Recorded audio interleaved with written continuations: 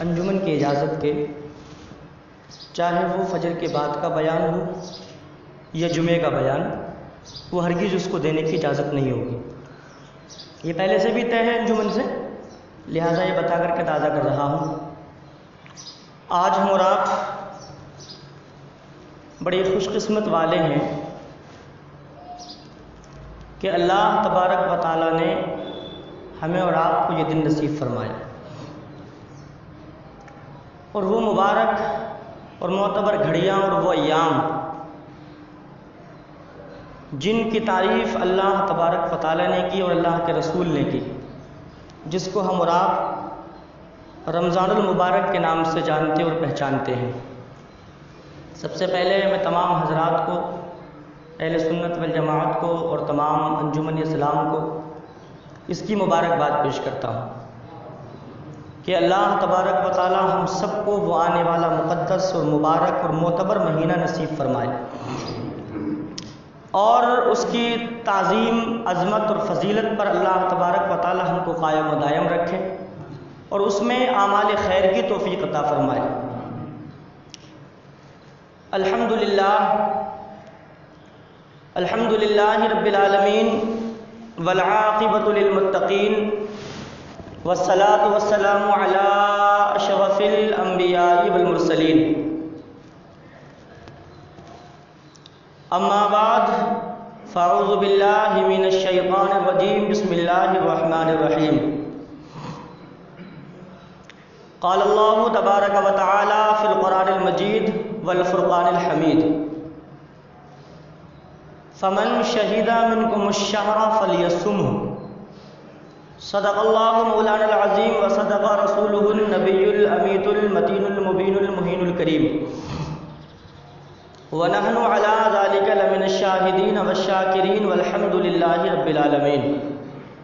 آئیے ہم سب مل کر اپنی اور ساری کائنات کے مرکز عقیدت، اللہ کے پیارے پیغمبر نبی رحمت، شفیع امت، مالک انس و جاں، بعطا الہی، مالک جنت، رحمت للعالمین، طٰہٰ و یاسین، شفیع المذنبین، دونوں عالم کے مالک و مختار، سیاح لامقام، احمد مجتبی، محمد عربی روح فدا، صلی اللہ تعالی علیہ وآلہ وسلم کی بارگاہ پرانوار میں انتہائی عقیدت و محبت و احترام کے ساتھ درود پاک کی ڈالیاں نچھاور کریں۔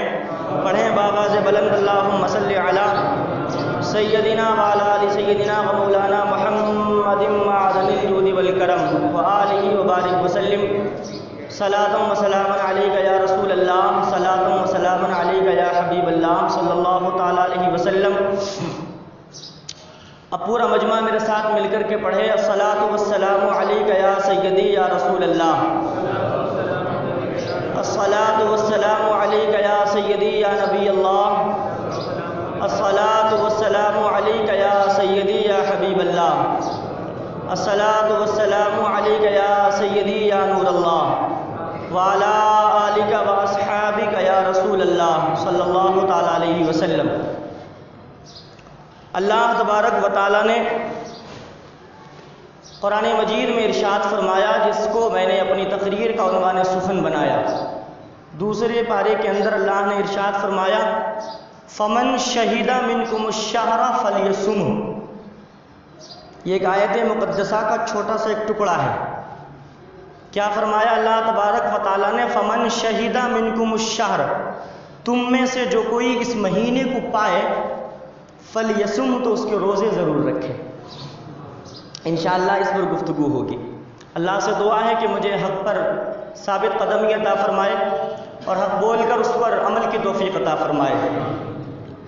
آپ نے دیکھا ہوگا بزمیں قائم ہوتی ہیں، میلاد کی محفلیں قائم ہوتی ہیں، جلسے اور جلوس کی محفلیں جب قائم ہوتی ہیں تو اس میں ایک شخص ایسا ہوتا ہے جو تمام لوگوں کا تعارف کراتا ہے۔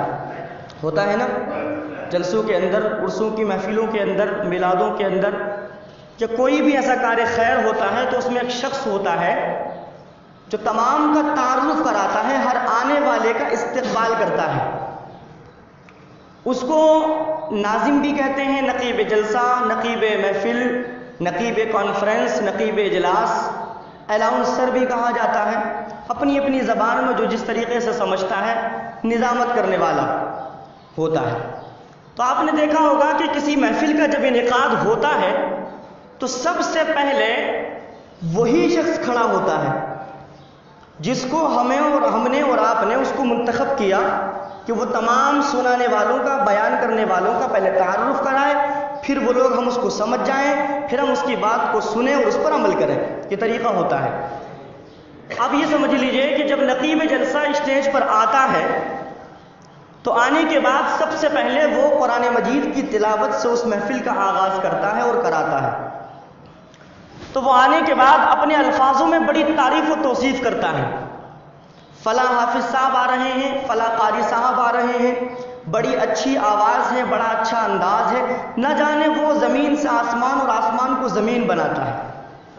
آج کل کے نقیبوں کا یہ حال ہو گیا ہے کہ اگر شاعر کے اندر وہ تمام چیزیں موجود بھی نہ ہوں تو طوطیے چمنستان کرم، بلبل باغ مدینہ، ایسے ایسے الفاظ ہوتے ہیں، ایسے ایسے الفاظ ہوتے ہیں کہ اس کا عام آدمی سے ترجمہ بھی نہ کرا جائے۔ اب ان کی ڈیوٹی ہے، وہ بیچارے وہ الفاظ وہ آنے والے کے اندر سب کچھ موجود نہیں ہوتا، بلکہ ان کی ذمہ داری ہے، ان کا کام ہے، ان کی وہ ڈیوٹی ہے اور ان کو کرنا ہے، کیونکہ ہم نے ان کو مدعو کی اسی کام کے لیے کیا ہے۔ تو جو حافظ ہے خالی اس کو علامہ بھی، قاری بھی، فقیہ بھی، فصیح اللسان بھی، بلیغ البیان بھی، میں بھی الحمدللہ بہت سارے الفاظ بول لوں گا، لیکن میں وہی بولتا ہوں جو وہ ہو۔ اللہ کا شکر ہے، کسی کی بیجا تعریف کرنا حقیقت میں اس کی مذاق اڑانا ہے۔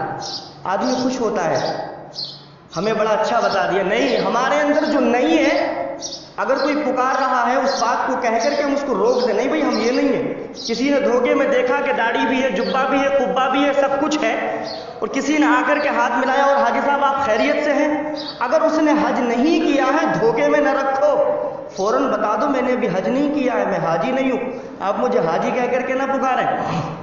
اعلیٰ حضرت سرکار رضی اللہ تعالیٰ عنہ کو اللہ تبارک و تعالیٰ نے بڑے فضل و کمال عطا فرمائے اور مصنف کثیرہ تھے، 1400 کتابیں آپ نے تحریر فرمائی اور 1000 سے زائد کتابیں چھپی اور باقی کا آج تک پتہ ہی نہیں کہ ہے کہاں۔ تو آپ کو لوگ کوئی مجدد کہتا تھا، کوئی مفکر کہتا تھا، کوئی علامہ کہتا تھا، کوئی قاری کہتا تھا، کوئی حاجی کہتا تھا، سب کچھ فن موجود تھے، لیکن حافظ بھی کہتے تھے۔ کیا؟ حافظ بھی کہتے تھے، لیکن اعلیٰ حضرت سرکار رضی اللہ تعالیٰ عنہ اس وقت تک حافظ نہیں تھے۔ اب دل میں خیال آیا لوگ سب کچھ ہونے کے ساتھ ساتھ کہتے ہیں، بیان کرتے ہیں، لیکن میں حافظ نہیں ہوں، کیسے کتنا لوگوں کو منع کروں؟ تو اعلیٰ حضرت سرکار رضی اللہ تعالیٰ عنہ نے دل میں قصد کیا کہ میں اب حفظ بھی کروں گا۔ کیا؟ حفظ بھی کروں گا۔ تو اللہ تبارک و تعالیٰ نے ان کو ذہن اور ذہانت اس طریقے سے عطا فرمائی کہ ماہ رمضان المبارک کا جب چاند نظر آنے والا تھا تو آپ نے قصد کیا کہ اس سال رمضان میں تراویح میں خود سناؤں گا۔ ابھی پہلے حفظ نہیں کیا، آپ دیکھیں فضل اور کمال دیکھیں، ارادہ کیا کہ لوگ حافظ کہتے ہیں، میں حافظ بنوں گا، اب میں حفظ کروں گا، اور دل میں قصد کیا کہ رمضان آ رہا ہے اور رمضان میں تراویح میں خود پڑھاؤں گا۔ اللہ اکبر، ارادہ کر لیا۔ چاند رات جب ہوئی تو آپ قرآن مجید کو لے کر کے بیٹھے، جتنا پڑھتے جاتے اللہ تبارک و تعالیٰ یاد فرماتا جاتا۔ گویا کہ اس رمضان میں 28-29 تراویحاں ہوئیں، 29 یا 30 بہرحال، آپ نے اتنے ہی دنوں کے اندر پورا قرآن مجید حفظ کر کے لوگوں کو سنایا اور حافظ بن گئے۔ تو جو آدمی ہو بس وہی بیان کرے۔ تو میں بیان کر رہا تھا کہ نقیب جلسہ جو کچھ نہ ہو وہ بھی بتاتا ہے، اور پھر تلاوت کرنے والے کا تعارف کرا کے وہ تلاوت کرتا ہے، وہ چلا جاتا ہے تو ایک شاعر آتا ہے، پھر اس کا تعارف کراتا بڑے لمبے چوڑے انداز کے ساتھ، پھر وہ جب نعت پڑھ کے بیٹھ جاتا ہے تو پھر ایک مقرر آتا ہے تقریر کرنے والا، اس کی بھی بڑی لمبی چوڑی تعریف کی جاتی ہے، خطیب ہندوستان اور بلیغ البیان، فصیح اللسان، حضرت علامہ مولانا مفتی، سبھی کچھ ہے اس کے اندر۔ اب جبہ اور قبہ کیا پہن لیا ہے، اب سبھی کچھ ہے اس کے اندر، لیکن اسی محفل کے اندر بعض حضرات سمجھتے ہیں کہ ان کی ڈیوٹی، اور واقعی ان کی ڈیوٹی ہوتی ہے وہ بھائی لمبے چوڑے الفاظوں کے ساتھ اگر تلاوت کرنے والے کو، شاعر کو، مقرر کو اگر نہ پیش کیا جائے تو عوام کے دل میں ان کی محبت کیسے آئے گی؟ عوام محسوس کیسے کرے گی کہ یہ بہت بڑے حضرت ہیں؟ جب تک کہ بڑا بنا کر کے ان کو ظاہر نہ کر دیا جائے. لیکن اسی محفل میں اگر نقیب کی جگہ کوئی بڑے حضرت، کوئی بڑے پیر صاحب، کوئی بڑے عالم دین، بڑے شیخ الحدیث، بڑے مفتی، دارالفتہ کے مالک اگر کھڑے ہو کر کے کسی کی تعریف کرنے لگے تو کسی ذہن کے اندر یہ بات نہیں آ سکتی کہ یہ غلط کہہ رہے ہیں، اور ہماری عقل اس بات کو تسلیم کر لے گی واقعی حضرت بہت اچھے حضرت ہوں گے، کیونکہ ان کو ہمارے حضرت نے تعریف کر کے بلایا ہے، ہمارے امام نے ان کی تعریف کر کے بلایا ہے، ہمارے پیر صاحب نے ان کی تعریف کر کے بلایا ہے. گویا کہ تعارف کرانے والا جتنا عظیم ہوتا ہے، آنے والا بھی اتنا ہی عظیم ہوتا ہے، آنے والا بھی اتنا ہی عظیم ہوتا ہے.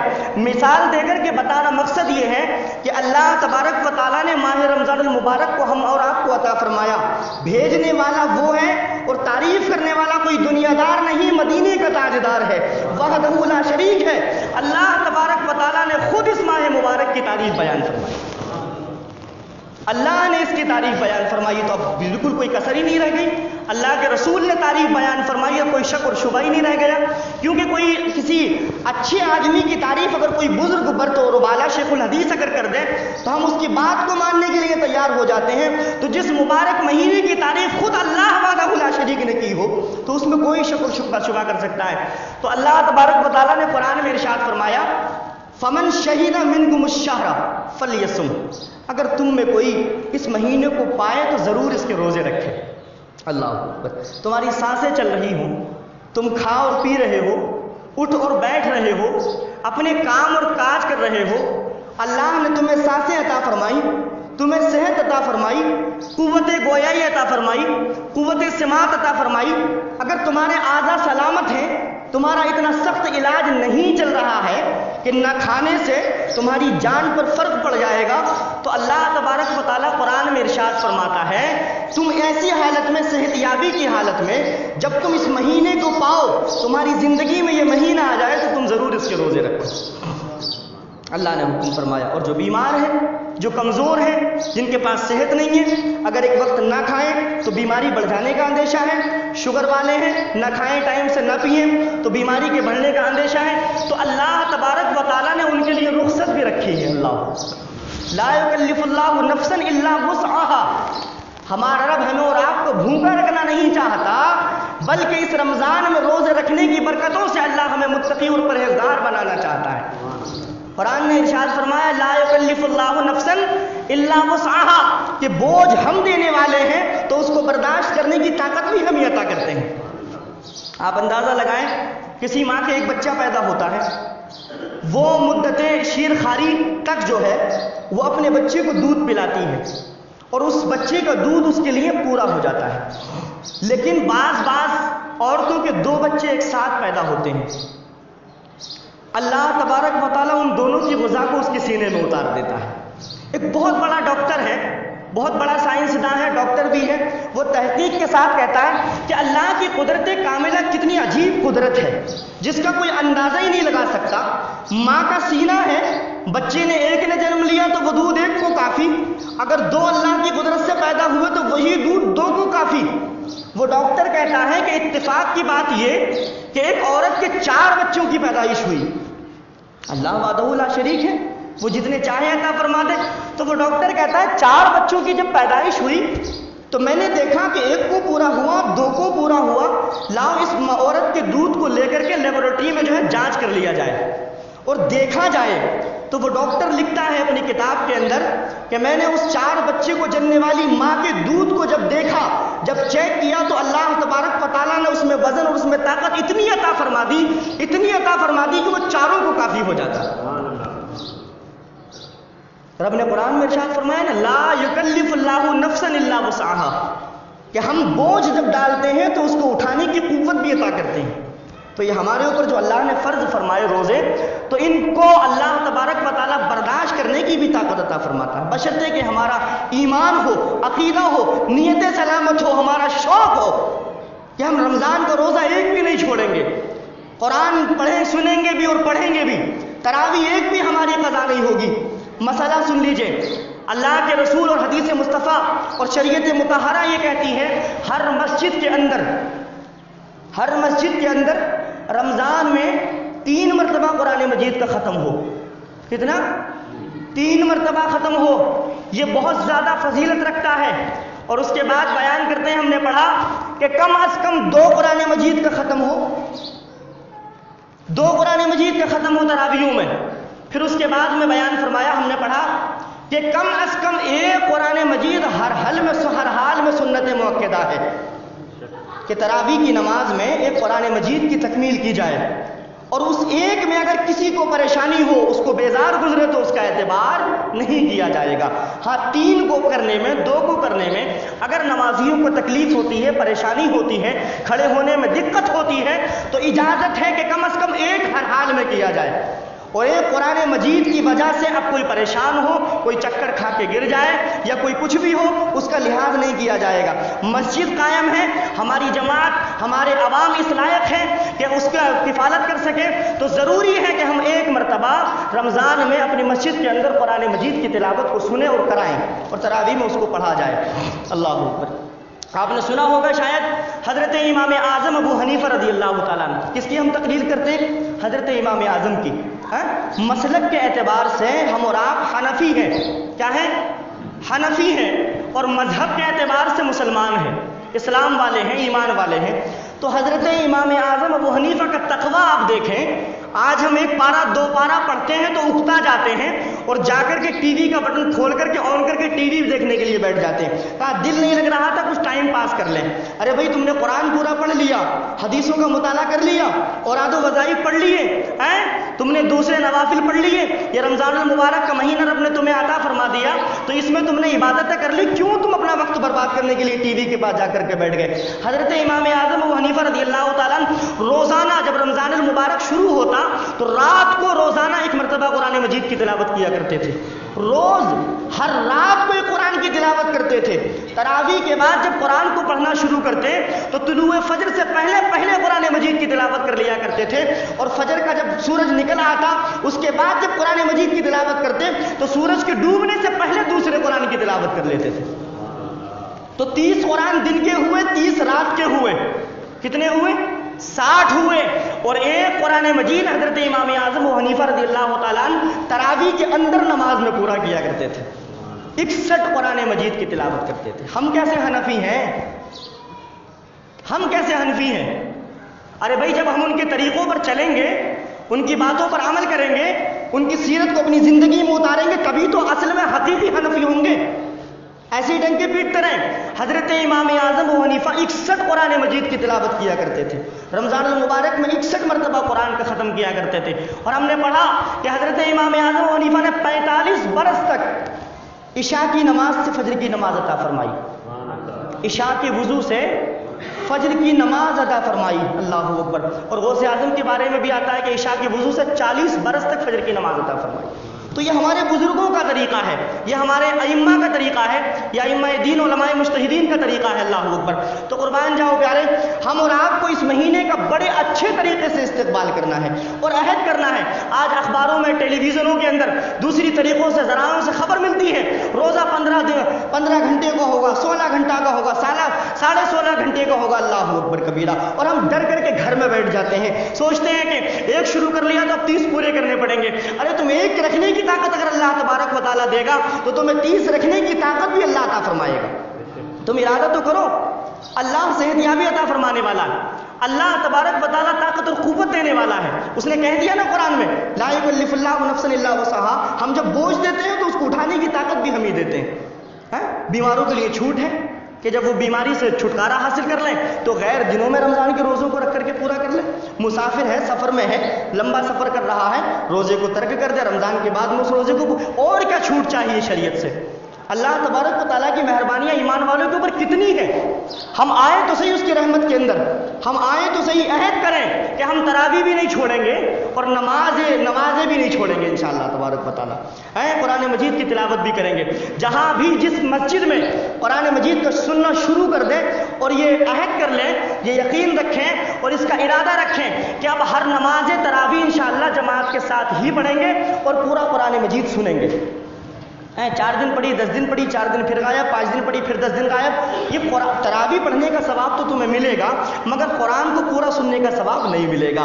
اس لیے پہلی تراویح میں جو شریک ہو جائے اس کو چاہیے کہ وہ آخر قرآن کے ختم ہونے تک قرآن مجید کی تلاوت کو سنیں تاکہ اگر پڑھنا نہیں آتا تو کم سے کم سن کر ہی ثواب حاصل کر لیا جائے. سن کر ہی ثواب حاصل کر لیا جائے. اللہ اکبر. قربان جاؤ پیارے. اور میں ایک اور مشورہ دوں گا آپ کو کہ ہم اور آپ زکوٰۃ نکالتے ہیں خیرات نکالتے ہیں. کوئی کپڑے تقسیم کرتا ہے کوئی چادریں تقسیم کرتا ہے کوئی کھانے اور پینے اور پہننے کے انتظامات کرتا ہے غریبوں میں تقسیم کرتا ہے. اور آج کل دکھاوا اتنا ہو گیا ہے کہ اگر کسی کو 50 لوگوں کو 1000 روپے بانٹنا ہے تو وہ ان تمام محتاجوں کو مسکینوں کو اپنے دروازے پر بلا کر لائن میں لگا لیتا ہے. یا اللہ یہ کیسا دکھاوا ہے. اے قوم مسلم تمہارے اندر اتنی گمراہی کیوں آ گئی؟ تم اندازہ کرو کہ اگر اللہ نے آج تمہیں طاقت دی قوت دی ہمت دی کہ آج تم غریبوں کی مفلسوں کی مدد کر رہے ہو, کل کو اگر اللہ نے تمہیں غریب اور مفلس بنا دیا اور کل تم اس لائن میں اگر کھڑے ہوئے مل گئے تو تمہاری غیرت کا اندازہ کیا ہوگا؟ آج جس کے بچے اور بچیاں تمہاری لائن میں کھڑے ہوئے ہیں ان کی ماں اور باپ سے جا کر کے پوچھو کہ ان کے کلیجے پر کیا گزرتی ہے. ہم نیتوں کو صاف کریں, زکوٰۃ دیں خیرات دیں صدقات کریں, غریبوں کو مسکینوں کا سہارا بنے, بند مٹھی سے کریں. کسی غریب کو کپڑے پہنانا ہے بند پولیتھین کے اندر ڈال کر کے اس کے گھر تک پہنچا کر کے آئے. کسی کے سحری اور افطار کا انتظام کرنا ہے بند کر کے اس کے گھر کے پہنچا کر کے آئے. تمہیں اللہ تبارک و تعالیٰ جانے میں بھی ثواب عطا فرمائے گا آنے میں بھی ثواب عطا فرمائے گا. پھر وہ تنہائی سے اس کی عزت کا جو تم نے لحاظ کر لیا اس پر الگ انعام عطا فرمائے گا. اگر قبول نہیں فرماتا تو اللہ تبارک و تعالیٰ ضرور اس کو ہدیے کو قبول فرما لے گا, کیونکہ وہ کام تم نے کسی دنیا دار کے لیے نہیں کیا بلکہ دونوں عالم کے مالک و مختار کے لیے کیا. اللہ اس کے رسول کی رضا حاصل کرنے کے لیے یہ کام کیا ہے. ہمیشہ یاد رکھیں دکھاوا نام نمود بالکل بھی نہ ہو, اور یہ ارادہ کر لیں کہ ہم جس کو کپڑے بنائیں گے شروع رمضان میں بنا دیں, ہم جس کو پیسہ دیں گے شروع رمضان میں کر دیں تاکہ وہ بیچارہ غریب اپنے کپڑوں کو سلوا کر کے رمضان خوشحالی کے ساتھ گزار سکے.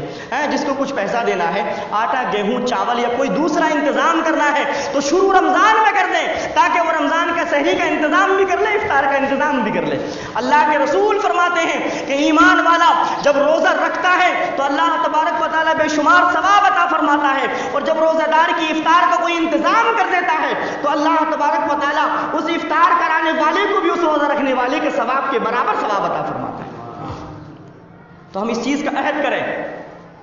اللہ کے رسول ارشاد فرما سیدنا عائشہ صدیقہ رضی اللہ تعالی عنہا بیان فرماتی ہیں, تفسیر روح البیان کے اندر یہ حدیث پاک نقل ہے. اللہ کے رسول آرام فرما ہے, سیدہ عائشہ صدیقہ ام المؤمنین بھی آرام فرما ہے. اللہ کے رسول کی عادت کریمہ تھی کہ جب بھی رات کو اٹھ کر کے تہجد کے لیے جاتے تو سیدہ عائشہ صدیقہ سے ارشاد فرماتے, اے ابو بکر کی بیٹی وقت تیرا ہے میں تیرا ہوں, وقت تیرا ہے ضرورت تیری ہے, اگر تو اجازت دے تو میں اپنے رب کو راضی کر لوں جا کر کے. اللہ, اگر تیری اجازت ہو تو میں اپنے رب کو راضی کر لوں جا کر کے. اللہ قربان جاؤ. احساس کریں ذرا ہم اور آپ جو لوگ اپنی بیویوں کو پریشان کرتے ہیں بلا وجہ. اللہ کے رسول ہیں, دونوں عالم کے مالک و مختار ہیں, لیکن تہجد کے لیے جاتے ہیں تو یہ ارشاد فرماتے ہیں, اے ابو بکر کی بیٹی اگر تو اجازت دے تو میں اپنے رب کو راضی کر لوں. ماں باپ کے حقوقوں کو سمجھو اور اپنی عورتوں کے حقوقوں کو بھی سمجھو. اللہ کے رسول فرماتے ہیں کہ ماں باپ کے ساتھ حسن سلوک ہر حال میں کرو, قرآن نے بھی اس کا حکم فرمایا, لیکن اللہ کے رسول نے ارشاد فرمایا تم میں سب سے زیادہ بہتر وہ شخص ہے جو اپنی اہل کے ساتھ بہتر ہے, جو اپنے بچے اور بیویوں کے ساتھ زیادہ بہتر ہے. جس کا حسن سلوک اپنے بچوں کے ساتھ اچھا نہ ہو, اپنی بیویوں کے ساتھ اچھا نہ ہو, وہ کسی دوسرے کے ساتھ بھلائی کیا کر سکتا ہے. جو تمہارے لیے رات و دن مشقت محنت کے ساتھ میں تمہارے ساتھ رہ رہی ہے, تم کھلا رہے ہو تو وہ کھا رہی ہے, پلا رہے ہو تو پی رہی ہے, تم فاقے سے تو وہ فاقے سے, ہر گھڑی تمہارے ساتھ ہے.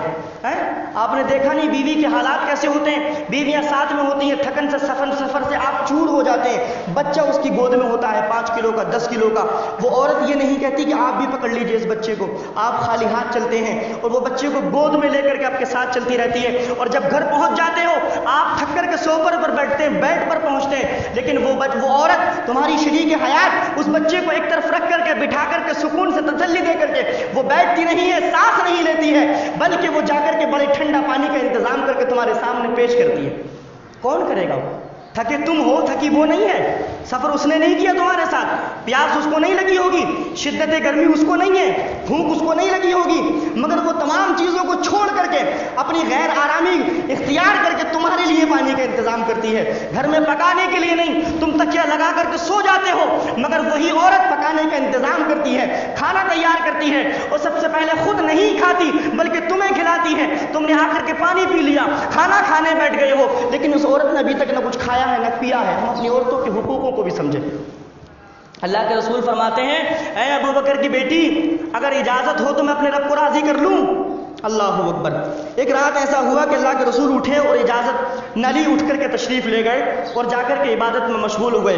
سید عائشہ صدیقہ بیان فرماتی ہیں کہ روز اٹھتے اجازت لیتے، میں کہہ دیتی آقا علیہ السلام تشریف لے جاتے۔ آج اچانک سے اٹھے، میں سوتی رہ گئی، کچھ دیر کے بعد میں نے دیکھا کہ میرے محبوب بستر پر جلوہ گر نہیں ہے۔ میں نے ڈھونڈنا چاہا، کہیں نہ ملے۔ آقا علیہ السلام کا تحمد مبارک استعمال شدہ گھر میں پڑا ہوا تھا۔ میں نے اس کو اٹھایا، اوڑھنی بنایا اور اپنے گھر سے تلاش کرنے کے لیے اپنے محبوب کو نکل گئی۔ اللہ اکبر کبیرہ۔ دیکھا میں نے یہ کہ مسجد نبوی کے بعد جنت البقیع کے اندر میرے آقا سجدے میں اپنے رب کو یاد فرما رہے ہیں، اپنے رب کو یاد فرما رہے ہیں۔ اللہ اکبر۔ عائشہ صدیقہ رضی اللہ تعالیٰ عنہ پاس میں جا کر کے کھڑی ہو گئی، اللہ کے رسول سجدے میں ہیں۔ سیدہ عائشہ صدیقہ کی آہٹ کو سن کر کے مصطفیٰ جان رحمت نے ارشاد فرمایا، کون؟ تو سیدہ عائشہ صدیقہ نے فرمایا، عرض کی سرکار عائشہ۔ کہا کہ کون عائشہ؟ اللہ اکبر۔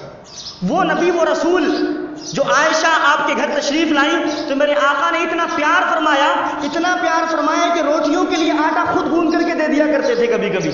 اللہ اکبر۔ آج عائشہ عرض کر رہی ہیں، سرکار میں عائشہ۔ میرے آقا ارشاد فرما رہے ہیں، کون عائشہ؟ کہا سرکار آپ کی زوجہ عائشہ۔ کہا کون زوجہ؟ کہا سرکار ابو بکر کی بیٹی عائشہ۔ کہا کون ابو بکر؟ عائشہ صدیقہ بیان کرتی ہے، میرا دل پھٹنے لگا۔ میں نے سوچا کہ آج کون سی کیفیت طاری ہے میرے محبوب پر۔ عائشہ کو نہیں پہچانا، اپنی زوجہ کو نہیں پہچانا، ابو بکر کا نام لیا تب بھی ابو بکر کے حوالے سے بھی اپنی اس کی بیٹی کو نہ پہچانا۔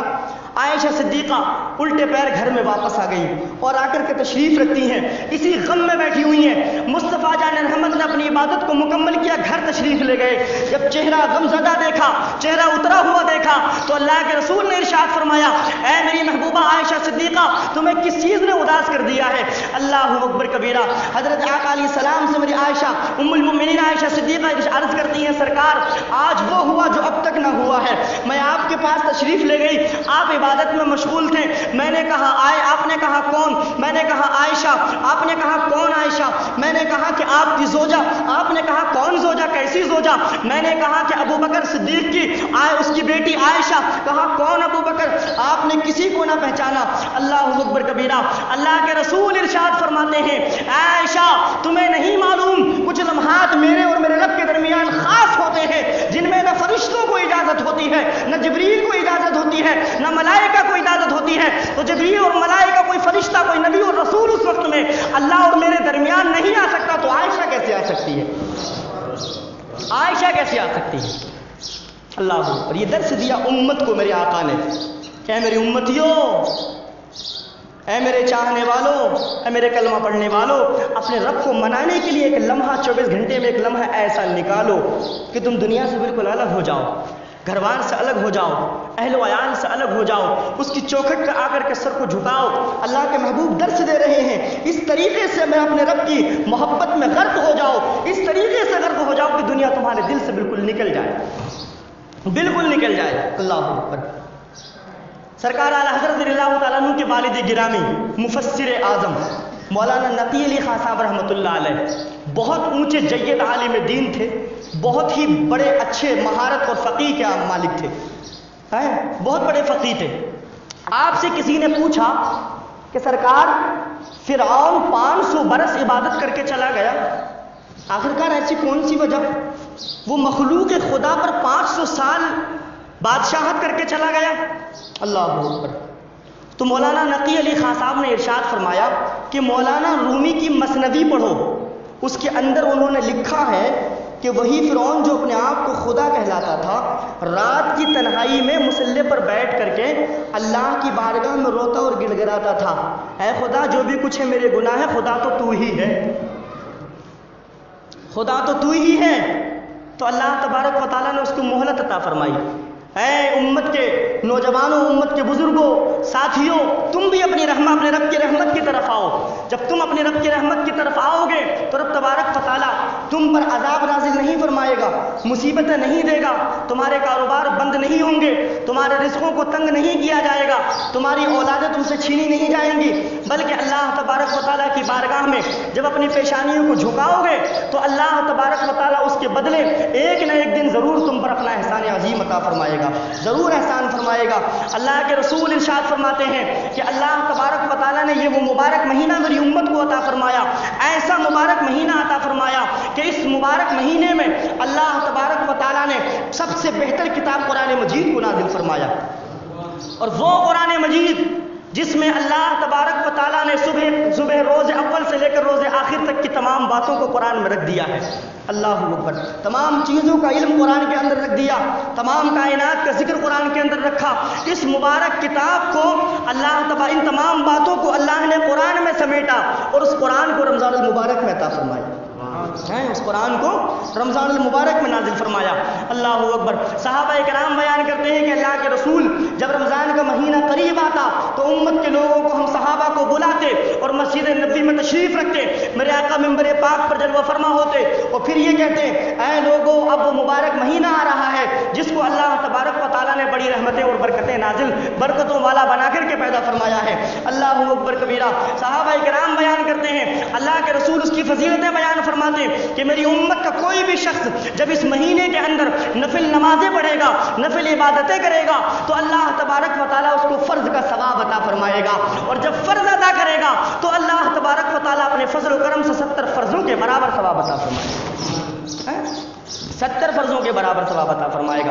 صحابہ کرام بیان کرتے ہیں جب رمضان کا مہینہ آتا تو ہم لوگ اپنے کاموں کو سمیٹ لیا کرتے تھے، اپنے کاروباروں کو بند کر دیا کرتے تھے، تمام کام رمضان سے پہلے کر کے بالکل فارغ ہو جاتے تھے، بالکل فارغ ہو جاتے تھے تاکہ شایان شان ہم رمضان کا استقبال کریں۔ ہمارے گھروں کے اندر کوئی کام ہوتا تھا تو ہم اپنے کاموں کو پہلے مکمل کرا لیا کرتے تھے، گھر میں کوئی کام کرانا ہوتا تھا اس کام کو کرا لیا کرتے تھے، خریداری پہلے کر لیتے تھے، راشن پانی کا انتظام پہلے کر لیا کرتے تھے تاکہ رمضان المبارک کا ایک لمحہ بھی ہم سے غافل نہ ہو، ہم اس سے غافل نہ ہو جائے۔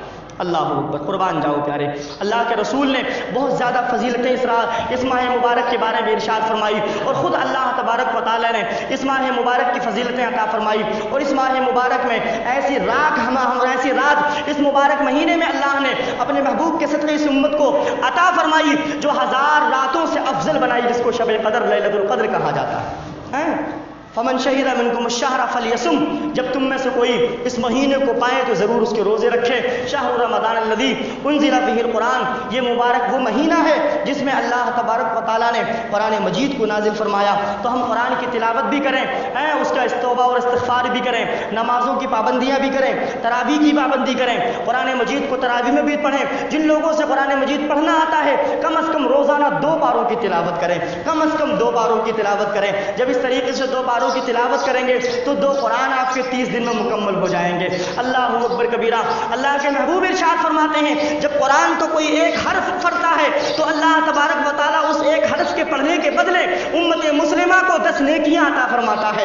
اللہ اکبر کبیرہ، 10 نیکیاں عطا فرماتا ہے۔ اور جب رمضان المبارک کے مہینے میں جب انسان ایک حرف کو قرآن مجید کی تلاوت کرتا ہے تو آپ اس کو 10 سے 70 سے گنا کر لیجئے۔ اللہ اکبر کبیرہ، کتنا ثواب، کتنے نیکیوں میں ہمارے اعمالوں میں اضافہ ہو جایا کرتا ہے۔ اللہ تبارک و تعالیٰ سے دعا ہے کہ ہم سب کو اعمال حسنہ کی توفیق عطا فرمائے، روزے رکھنے کی توفیق عطا فرمائے، ماہ مبارک کا صحیح معنی میں استقبال کرنے کی توفیق عطا فرمائے۔ نوجوان تو کسی بھی حال میں روزہ بالکل چھوڑنے کی کوشش ہی نہ کریں، یہ وہ بہت سخت امتحان کا مہینہ ہے۔ اللہ نے قرآن میں ارشاد فرمایا، یا ایھا الذین آمنوا کتب علیکم الصیام، ہم نے اس مہینے میں ایمان والو تمہارے اوپر روزوں کو فرض فرمایا، کتب علیکم الصیام کما کتب علی الذین من قبلکم، جس طریقے سے ہم نے تمہارے پچھلوں پر روزوں کو فرض فرمایا۔ اور اس لیے فرض نہیں فرمایا تاکہ تم بھوکے رہو، پیاسے رہو، پریشان ہو جاؤ، تمہاری زبانیں پیاس سے باہر آ جائیں، بلکہ اس لیے فرمایا لعلکم تتقون، تاکہ تم متقی اور پرہیزگار بن جاؤ۔ وما علینا الا البلاغ۔ السلام علیکم ورحمۃ اللہ وبرکاتہ۔ یہ اعلان سماعت فرما لیں کہ خاتون باہر بیٹھی ہوئی ہیں اور ان کی بچی کی شادی ہے. آپ حضرات سے گزارش ہے کہ ان کا دل کھول کر کے تعاون کریں. السلام علیکم.